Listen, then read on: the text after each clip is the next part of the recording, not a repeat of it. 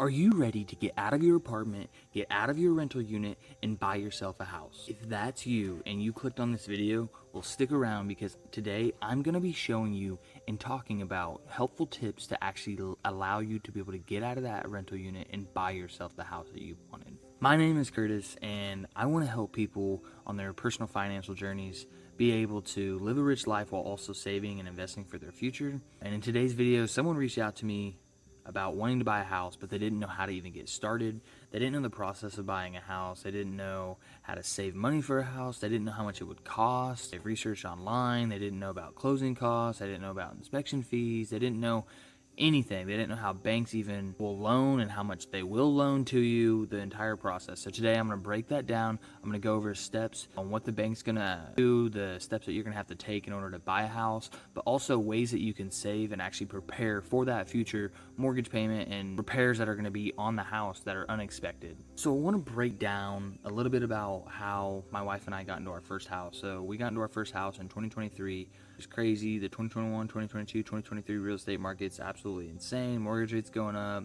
And even if mortgage rates were going up, you had people coming in above asking, 20, 30,000 above asking, on a house that just came on the market. So we had plenty of examples where houses just come on the market at 10 a.m. on a certain day, and real estate agent or, you go to the listing and it already has 20 to 30 offers, and they're all 20 to 30,000, 40,000 over the asking price, because that's how desperate people were to get into those houses. They were willing to spend so much more money out of pocket. People were moving because of COVID, so you had people from out of your state coming in and just swooping up these houses with all cash offers, and it was just an absolute mess. But we did finally get into a house in 2023. It took a lot of patience, a lot of saving up, and just trusting God's timing on the house for us and the house that we were meant to be in. And I think the biggest thing for me is real estate is one of the, if not the biggest ways to actually become a millionaire. It is a way to become wealthy, especially, when you have paid off houses that appreciate at 3%, and you don't have a mortgage payment, but it's still appreciating and making you money every single year. That is, to me, when you can really generate wealth. And I think home ownership is one of those, key ways to building wealth, is just owning your primary real estate. I know there's people on the internet that talk about how real estate is not a good idea for whatever reason. Now that's what they say. I do not agree with that at all. I think, when you have an appreciating asset, those are the things that are going to make you wealthy. And then you throw on not having a payment later on in life, or, when you do pay off your mortgage, whether that be fast or slow, now you have all that money sitting in that asset so that you can sell it if you want, or you can do whatever to make that money and have that money at your disposal.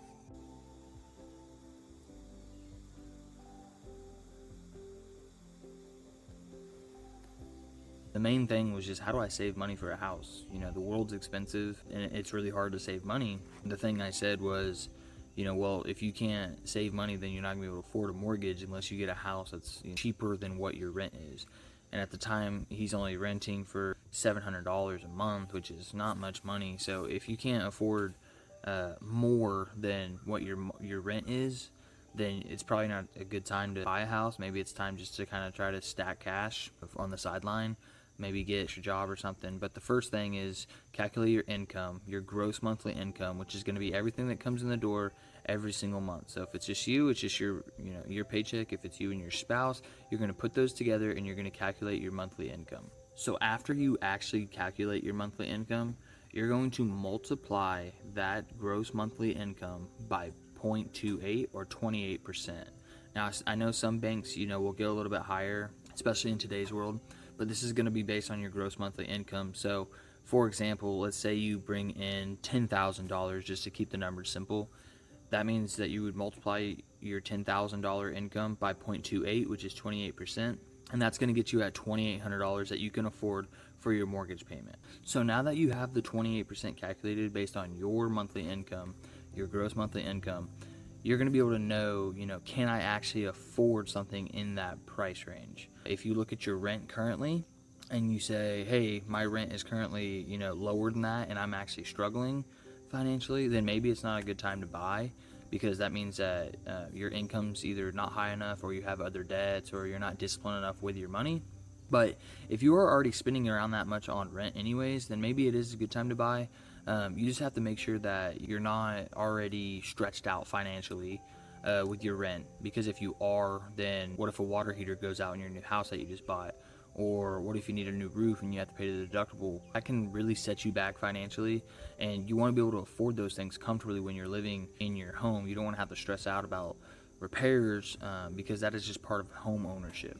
Another thing that you're going to have to consider is you have to have enough for a down payment. So depending on the type of loan that you get, VA, a FHA, a USDA, a conventional, all those different loans have different basically rules on what you have to put down, or some of them have programs where they actually help you put money down towards your closing costs or down payment on the house, or you can go with the conventional that has PMI only up to 20%, and you can put 3% down. All those are different, so you're going to want to research that, and I can actually make future videos breaking down all those different types of loans, mortgage loans. But yeah, so now you're going to have to start thinking about your closing costs and your down payment, which down payment's going to be typically around 3% at the low end. Closing costs are going to be anywhere from $5,000 to $15,000.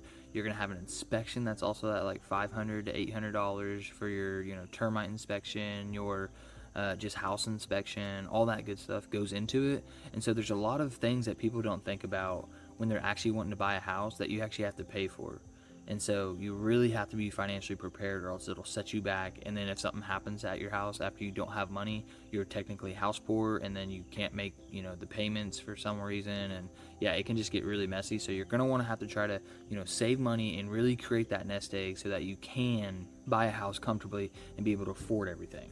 So for me and my wife, we actually started this journey right when we got married. We actually got a credit card to build credit. Now, I'm not saying this is what you have to do. I'm just saying that we did not have credit at the time because we were just coming out of college. We made gas purchases, we made grocery purchases, and we just paid it all off every single time it hit the account. It doesn't matter if it was every 2 or 3 days it hit our account on our credit card company's app or whatever, but every single time we would just pay it off to get it out of the way, because we do not want anything to roll over. We don't want to get hit with interest. We don't want anything like that.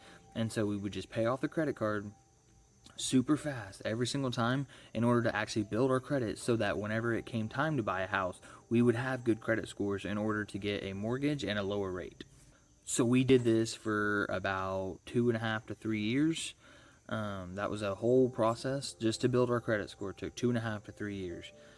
You don't have to do that necessarily, but the better score you have, the better rate you're going to get. You're going to get you're going to get approved a lot easier. So that's the step one, is to start building your credit. Or if you have the cash or whatever to buy the house, you don't have to have a credit card in order to do it, but having good credit does help with the mortgage rate and getting approved.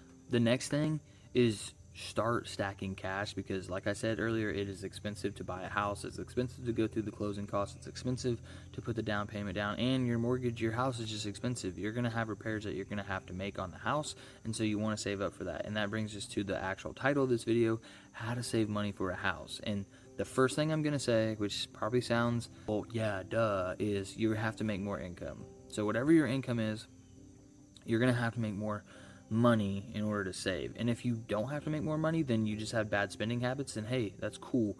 Put 30 or 40% to the side and just save that. So the initial rule on a 50-30-20 budget technique is 50% is for your needs, 30% is for your wants, and 20% is for a saving/investing. So this saving/investing category probably needs to get bumped up to about 40 or 50%. You still need to keep investing like you already are, but now you need to put back a lot of extra money so that you can actually save for a house. Okay, so let's say that you make a gross monthly income of $5,000. That means you would multiply it by 0.28 and you can afford a $1,400 mortgage payment. Now, that's probably going to be a house that's around 180,000, 200,000, something like that. And so if those are not the type of houses that are in your area, then it's probably not a good time to buy, or you need to raise your monthly income. Somehow get a new job or something, maybe sacrifice and work double jobs or something like that, because the bank is going to want to see what your monthly income is. They're going to ask for all your bank statements. They're going to ask for all your, to see how you spend money, to see what your income is, to see everything, so that they can calculate it and they can actually feel comfortable loaning you the money. Because if they don't feel comfortable, they're not giving you a mortgage. Looking at houses that you like. Go to Zillow, go to Redfin, go to Realtor, figure out something that you like.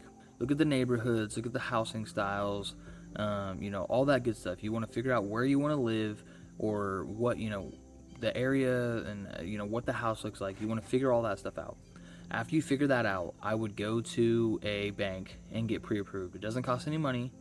Shop around, reach out to all your local banks, reach out to all the bigger banks, all the brokers and the lenders and the mortgage companies, and figure out, hey, here's my monthly income, here's my bill, here's my statement, here's my debt to income ratio, because they're going to look and see if you have any other debts. Go through all that thing, and they're going to look at your credit score, they're going to look at everything, and then they're going to say, this is how much this is what your monthly payment can be. Now, they're going to approve you for way more than what you actually should be able to buy, and that's okay. That means that, you do have a little bit of wiggle room, but you're going to want to calculate that 28% to 30%, and that's what you're actually going to want to buy. But you need to get a pre-approved for that first, so that you know that whenever it comes time to buy, or if you want to buy, that's what you can actually afford. So my wife and I's philosophy, whenever we were like, hey, how do we get a down payment? How do we get closing costs? We already had an emergency fund saved up. We did not want to have to touch that emergency fund to, be able to afford a down payment or a closing cost. So what we did was, basically we took what we were paying in rent and we figured out what our mortgage payment would be. And so that extra money, that gap between those two, that's how much extra money we needed to save every single month in order to afford it. So we were already getting accustomed to our mortgage payment before we had a mortgage payment. We knew that it was going to cost, a lot more compared to what we were renting. But that was okay, because we wanted to build the mindset of actually being able to afford the mortgage payment before it was a mortgage payment. And then our closing cost ended up being, way cheaper, because the sellers actually paid for that. So we actually had that extra income just sitting in our bank account that we never even had to touch. We still put, our down payment down, and we still paid for the inspection fees. But all the money that we had already saved for closing costs / down payment was already in the bank account. And then we didn't have to touch the closing costs, because the sellers actually paid the closing costs in order to make a deal with us. And another really good thing is, once you get pre-approved and once you get a realtor, you can ask them every single question that you are not aware of. So if you're like, hey, how much is closing costs going to be? Or how much is an inspection? Do you know any people that will inspect your house? How much do they cost? All these different questions. You can ask them so many things, and they're going to find you that answer, because they want to make money, and you're the way that they can actually get their commission. So without you actually buying the house, they're not going to make money. And so they go out of their way. They go above and beyond to actually try to, seal these deals and actually have you buy the house, because they want to make some money. And I think the most important thing when buying a house, since it's probably going to be the biggest purchase of your life, is to just be patient. There's going to be tons of houses that come in the market that you like, that you love. If you're getting in bidding wars with people, if you can't afford it, then it's just not the house for you. You got to let the house basically come to you. Whatever God decides, whatever path he puts you on, that's the path that you got to be on. Sometimes you think you know what's right, but in reality, God knows exactly what's right for you. And so you just have to be patient. It's going to take time to build your credit score if you need good credit. It's going to take some time to, stack up a emergency fund, and then also save up for a down payment and your closing costs and all that stuff. That's going to take time. You're not going to be able to just say, how do I save for a house right now today? That's not possible unless, hit the lottery or something. To be patient. It's a long game. It's a process. That's why we started it when we got married with the credit scores all the way up to, 2023. It took us 3 years to actually be able to afford and pay for the house that we wanted, but it worked out. And that's, the house that we wanted. It was perfect for us. I would say just be patient. I know that was a lot. I kind of want to do a whole series about buying a house, because there's so much information that goes into that. If you like this video, please like, subscribe, comment below what techniques you guys use to buy a house, what ways you're saving money to actually be able to afford a house that you want. And yeah, that's it. I'll catch you on the next one. Peace. And remember, guys, I actually want to do a new series where people reach out to me. I get you on the show. We go over a budget with you guys. Create your financial path that you're wanting. What is your rich lifestyle that you're wanting to live while also setting your future self up?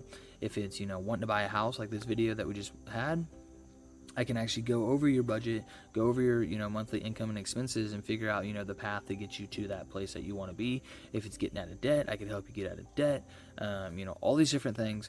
And so, if that's you, comment down below budget, all caps, just put budget. I would love to have you on my show, and you'll be the first one. So, just keep that in mind, and I appreciate you guys. Peace.